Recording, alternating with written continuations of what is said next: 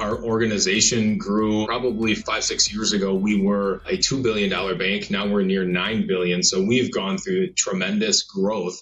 We needed to say, hey, we need to be more efficient. We need to be more insightful. We need to be more actionable with our decisions.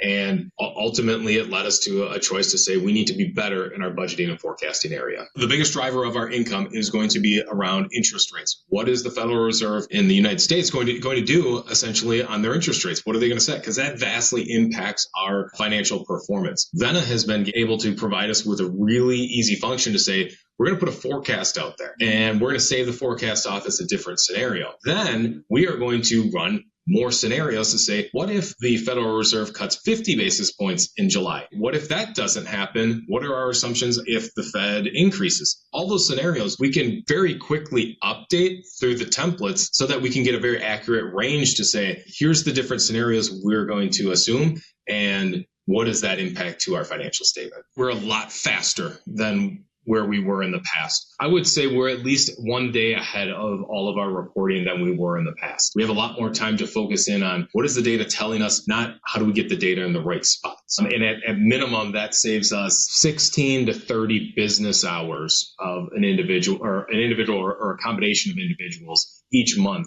to perform that task. That's the biggest component. And with that, the reason why we're able to be a lot quicker is we have everything standardized. So we've built out reporting that basically once the books are closed, Vena's loaded, we can run the reports immediately. There's no modifications to the reports. There's no linking adjustments. There's no nothing.